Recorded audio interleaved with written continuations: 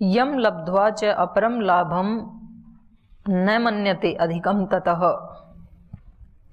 जिसको प्राप्त करके, उस स्थिति को प्राप्त करके उससे अधिक भी कोई लाभ हो सकता है, ऐसा इसको नहीं लगता है। यस्मिन् स्थितो न दुखेन गुरुणा अपि विचाल्यते, और जिसमें स्थित होकर के महान से महान दुख से भी ये साधक विचलित नहीं होता है। क्योंकि दुख क्या है? प्रकृति का एक गुण है, आया है चला भी जाएगा। रात रोजाना आती है तो उससे हम विचलित होते हैं क्या? क्यों नहीं होते हैं? ठीक आई है, सुबह दोबारा सूर्य आ ही जाएगा तो अच्छी बात है, हमें विश्राम मिल गया। रात नहीं आती तो विश्राम भी नहीं मिलता, तो उसमें दुखी नहीं होते हैं। ऐसे ही दुख आया है तो कुछ सिखाने के लिए आया है, जीवन में कोई न्यूनता थी इसलिए आया है, तो उसे सीख लेते हैं, उसके बाद चला भी जाएगा। जो आया है वो जाएगा ही, आने वाला जो है वो निश्चित रूप से जाने वाला ही है, वो सदा स्थायी रहने वाला नहीं है। स्थायी कौन है? स्थायी तो मैं हूं। जो भाव या जो विचार कल आए थे वो आज चले गए, आज जो आए हैं ये भी चले जाएंगे, लेकिन मैं जो कल था वही आज हूं। तो स्थायी कौन है? मैं। विचार और भाव क्या है? आने जाने वाली। तो मैं भाव और विचारों के साथ अपने आप को तदाकार ना करूं, आइडेंटिफाई ना करूं, बस इतना मेरा काम है, यही साधना है और यही ध्यान है। तम विद्यात दुख संयोग वियोगम योग संजितम स निश्चयेन योक्तव्य योगो अनिर्विण्ण चेतसा। तो कह रहे हैं तम विद्यात, उसको जाने, किसको? उस योग को। जो योग युक्त होने की बात पीछे बताई जा रही थी, प्रसंग चल रहा था कि वो योगी कैसा होता है, योग युक्त आत्मा कैसा होता है। उपमा क्या दी थी? यथा दीपो निवातस्थ न इंगते। जैसे निवात स्थान में, वात रहित स्थान में रखा हुआ दीपक विकंपित नहीं होता है, ऐसे ये योग युक्त व्यक्ति विकंपित नहीं होता इसका चित्त। तो उसको कह रहे हैं तम विद्यात दुख संयोग, दुख संयोग वियोगम योग संजीतम। देखो यहाँ आपको ना ये जगह जगह जो आता है, गीता किसको योग कहती है वो नोट भी कर लेना चाहिए। पहले आया था समता में रहना ही योग है, समत्वम योग उच्यते। अब यहाँ कह रहे हैं योग क्या है? दुख संयोग वियोगम योग संजीतम। योग की संज्ञा क्या है? दुख संयोग वियोगम, दुख के संयोग का वियोग। दुख के संयोग का वियोग ही क्या है? योग है। योग दर्शन में भी यही बताया है। दुख क्यों होता है इस आत्मा को? वहां पर 4 चीजें बताई है ना, तो क्यों होता है? 4 चीज बताई, हे हेतु हान हानोपाय। हे क्या है? दुख, हेम दुखम अनागतम। और वो होता क्यों है? उसका हेतु क्या है? दृष्टि दृश्यो संयोगो हो हेय हेतु। दृष्टा और दृश्य का संयोग ही उस दुख का कारण है। और यहां भी क्या बताया? दुख संयोग वियोगम, दुख का जो संयोग, दुख का संयोग क्या है? प्रकृति से जुड़ जाना, जो हम अभी चर्चा कर रहे थे ना, सुख से जुड़ गए, कभी दुख से जुड़ गए, कभी टेंशन से जुड़ गए, किसी भी इस प्रकृति की किसी भी उस एक स्थिति से हम जुड़ गए। तो ये जो दुख का संयोग है, इससे वियोग हो जाना, इससे अपने आप को हटा लेना कि मैं भाव नहीं हूं, मैं विचार नहीं हूं, मैं मन नहीं हूं, मैं इंद्रिय नहीं हूं, मैं इनसे अलग हूं, इसको हटा लेना, यही क्या है? योग संजीतम। इसको योग कहा है, ये योग की संज्ञा दी है यहां पर। और ये होगा कैसे? तम विद्यात, उसको जानने से, अपने उस स्वरूप को जानने से, योग युक्त स्थिति को अनुभव करने से। जब मैं योग युक्त हूं और जब मैं अपने स्वरूप को जान लेता हूं, अपने शुद्ध स्वरूप को जान लेता हूं, तो मैं फिर इनके साथ संयुक्त नहीं होता हूं, उनको देखता हूं। मैं देखना और उसके साथ संयुक्त होना बिल्कुल अलग है ना। आप पुस्तक को देख रहे हैं लेकिन मैं पुस्तक हूं, ऐसे संयुक्त तो नहीं हो गए। आप वस्त्रों को देख रहे हैं लेकिन उसके साथ आप संयुक्त नहीं हुए कि मैं ही वस्त्र हूं। आप आकाश में बादल को देखते हैं, बादल आ रहे हैं जा रहे हैं, लेकिन मैं ही बादल हूं, ऐसी तो अनुभूति कभी नहीं होती है। मैं ही ये कपड़े हूं तो इसको उतारे तो मैं ही उतर जाऊंगा, ऐसे तो कभी अनुभूति नहीं होती है। तो हमने क्या कर रखा है, इनके साथ संयोग का वियोग कर रखा है। यहां तो संयोग का वियोग कर रखा है, लेकिन शरीर मन बुद्धि के साथ हमने संयोग कर रखा है, कर लेते हैं। और जैसे जैसे विचार आते हैं वैसे वैसे मैं अपने स्वरूप को मानने लग जाता हूं। और फिर कोई विचार आके मेरे को रुला जाता है, कोई विचार आके मेरे को हंसा जाता है, खुश कर जाता है।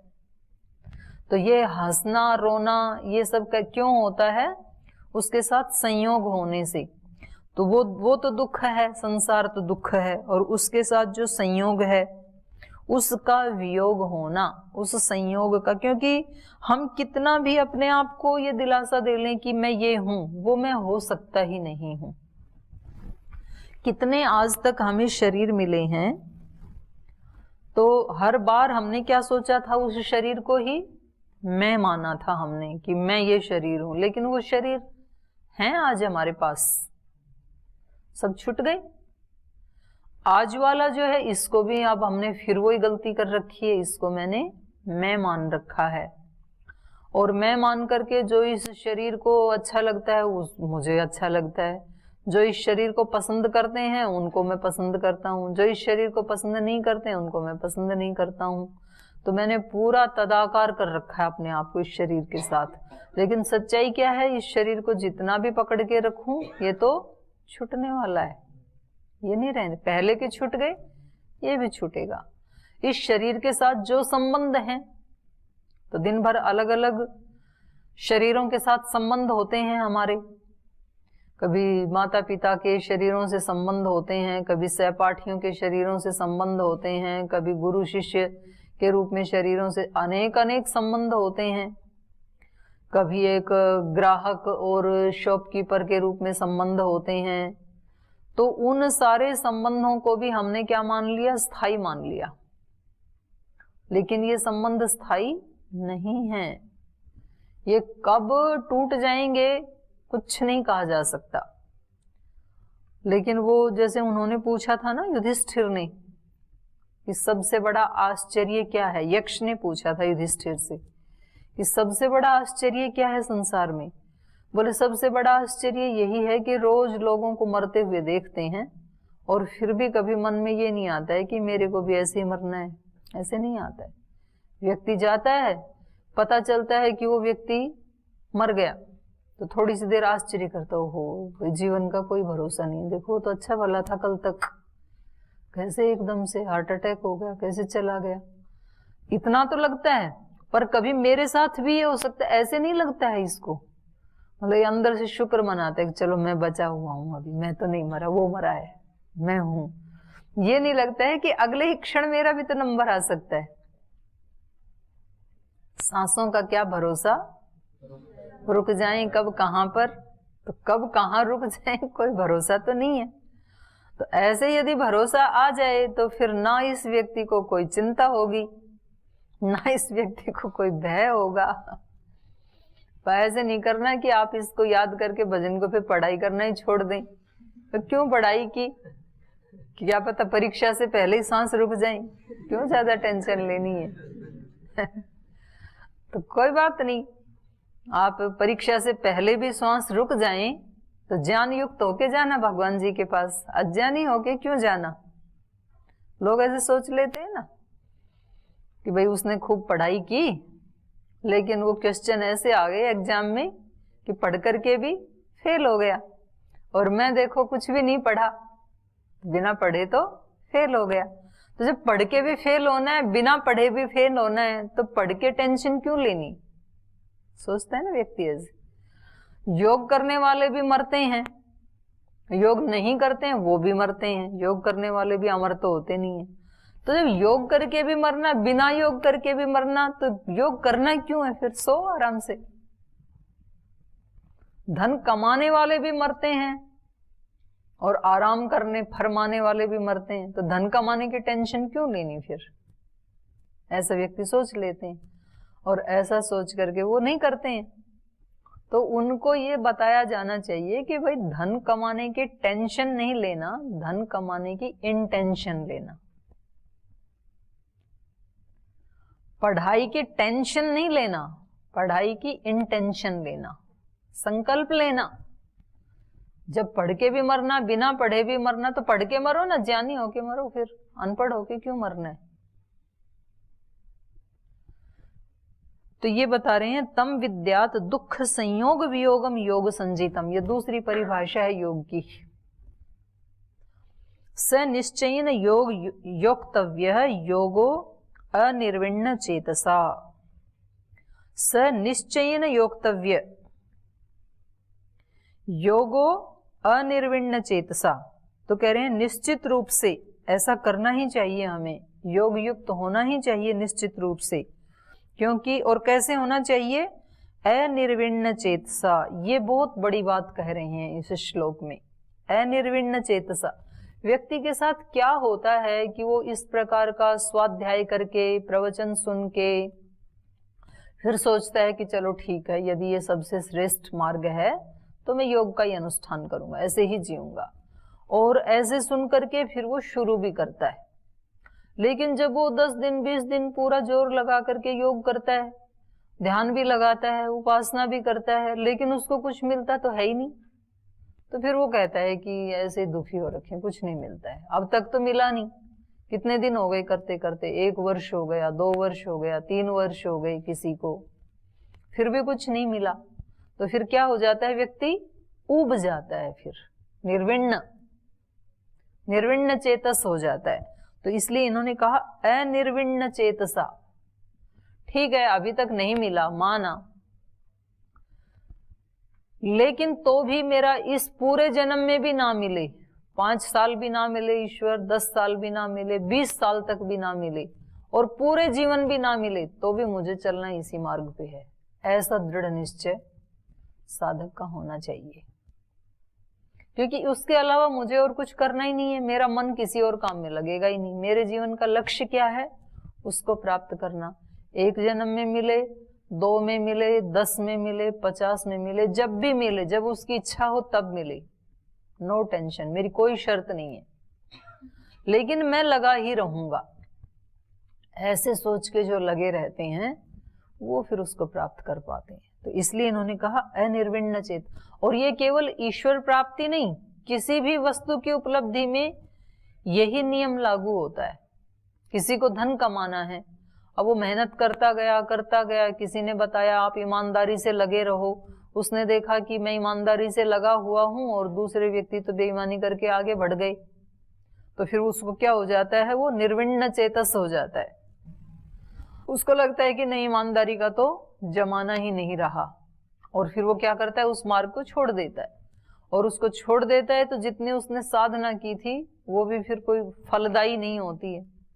और एक व्यक्ति कहता है कि धन आए या ना आए, लेकिन मैं ईमानदारी और पुरुषार्थ को नहीं छोड़ूंगा, पुरुषार्थ में करता ही जाऊंगा। तो फिर एक ऐसी स्थिति आती है कि उसको बहुत लाभ हो जाता है, फिर लगा ही रहता है। तो कितने लोग ऐसे बताते हैं जो आज धनवान है कि जी हमने तो 5 रुपए से शुरू किया था।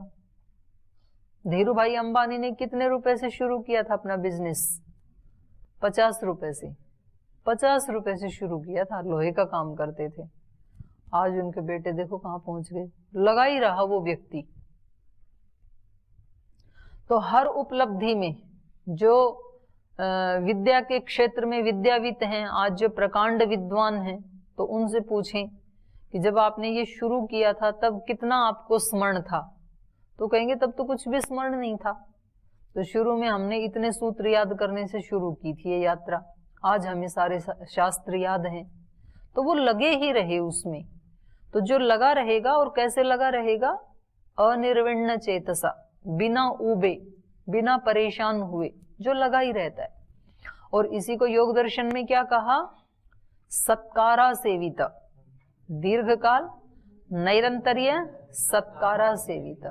दीर्घ काल भी करना है, निरंतर भी करना है, लेकिन श्रद्धा पूर्वक करना है, दुखी मन से नहीं करना है। तो उसी को यहां पर कहा अनिर्विण्ण चेतसा, बिना उबे, बिना थके हुए चित्त से निश्चित रूप से लगा ही रहे तो स निश्चयेन योक्तव्य।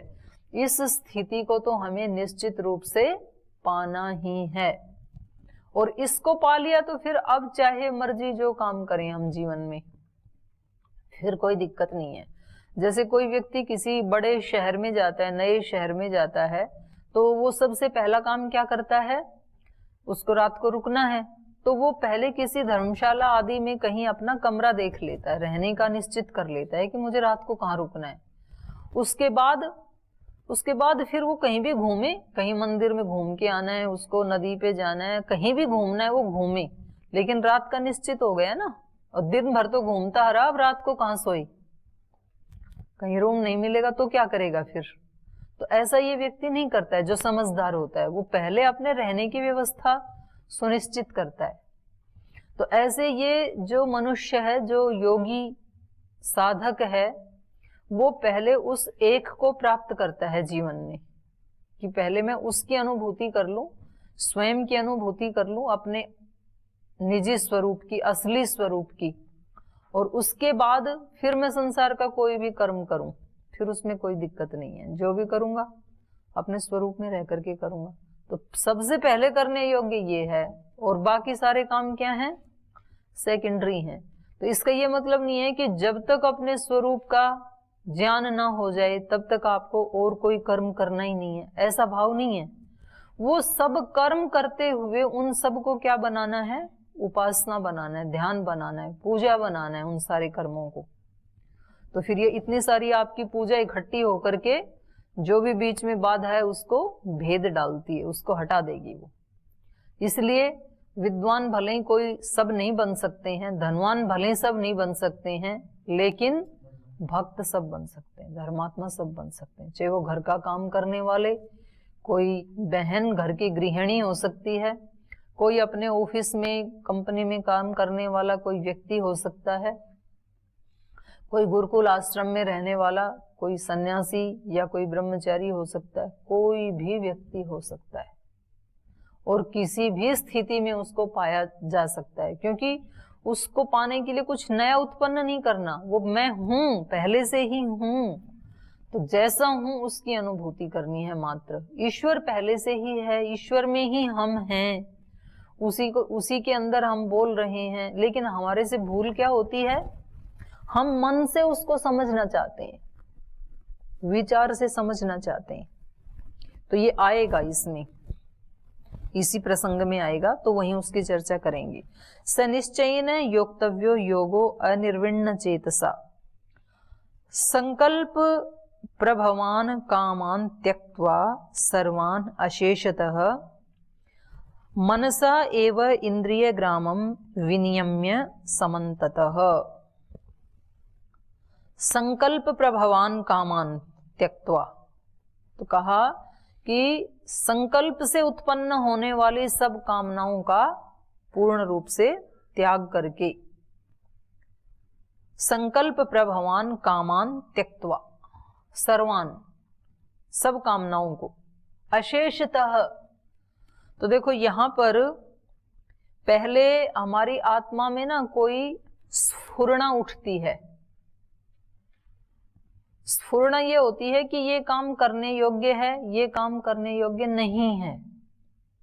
तो जो हमें अच्छा लगता है, उन स्फुरणाओं में कुछ अच्छे लगने वाली होती हैं, कुछ बुरा दिखाने वाली होती हैं।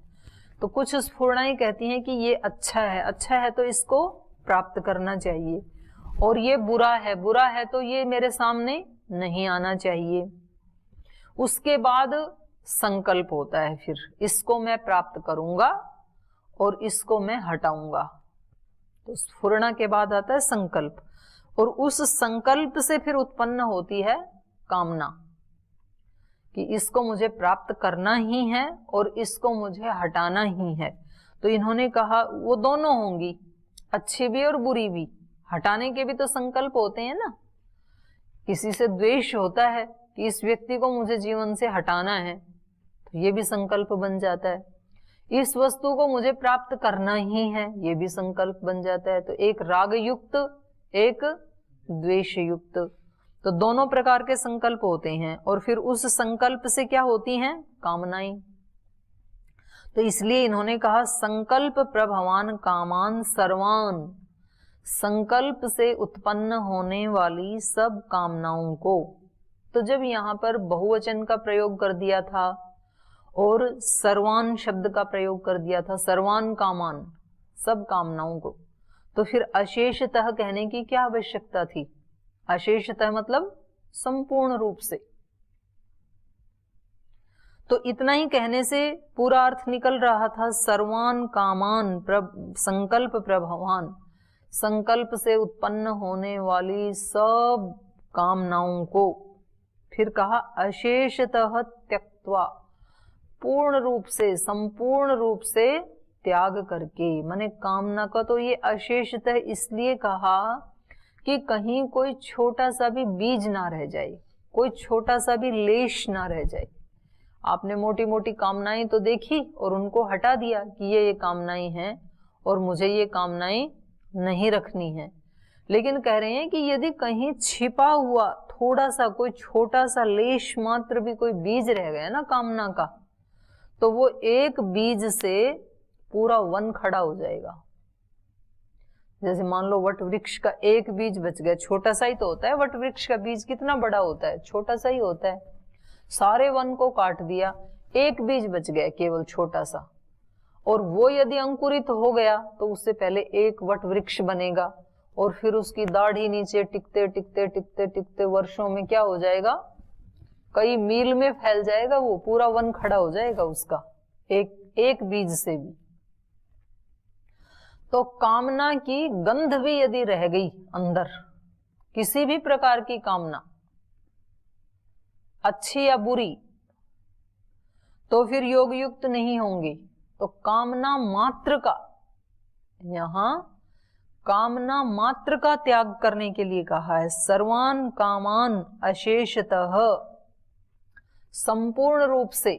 तो फिर काम कैसे करेंगे? कर्म कैसे करेंगे? अच्छी भी कामना नहीं रहेंगी तो कैसे हम काम करेंगे? पढ़ाई आदि कैसे करेंगे? कह रहे हैं कामना जब तक है आपके अंदर तब तक आप योग युक्त नहीं हो सकते।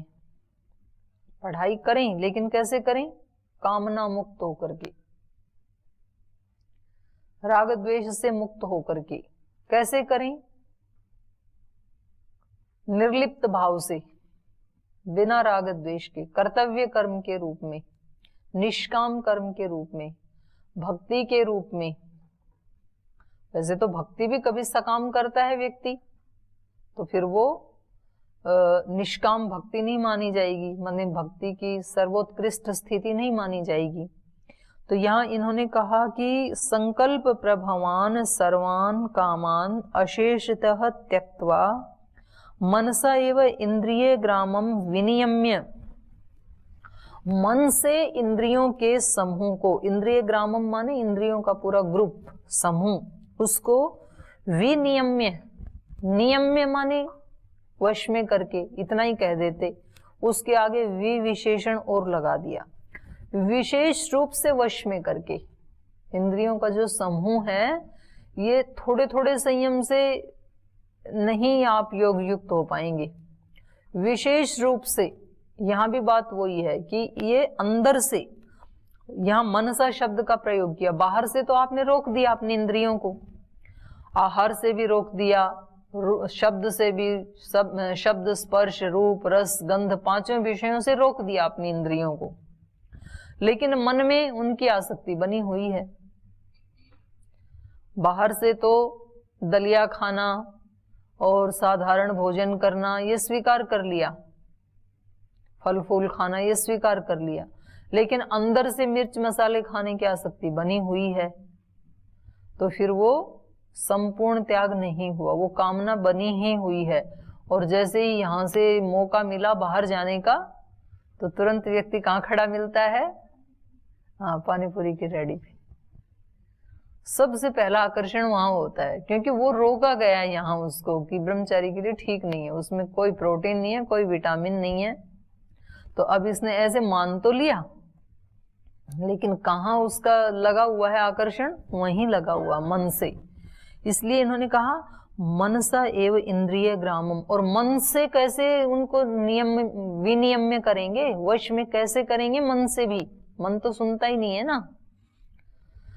तो इसलिए फिर ज्ञान की आवश्यकता पड़ती है, विवेक पूर्वक उसका पूरा एनालिसिस करना पड़ेगा कि क्यों चाह रहा हूं, क्या फायदा होगा, क्या नुकसान होगा।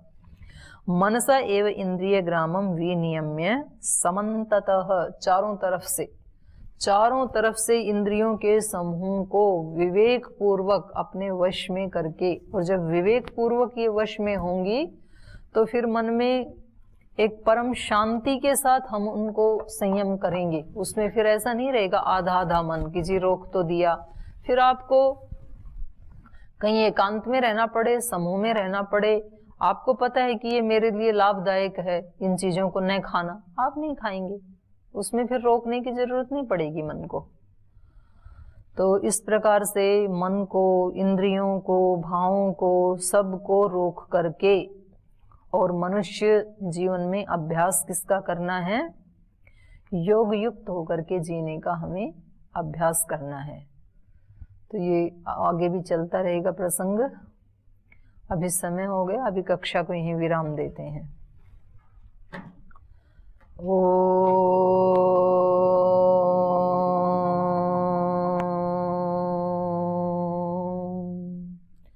शांति शांति शांति। श्री गुरुभ्यो नमः।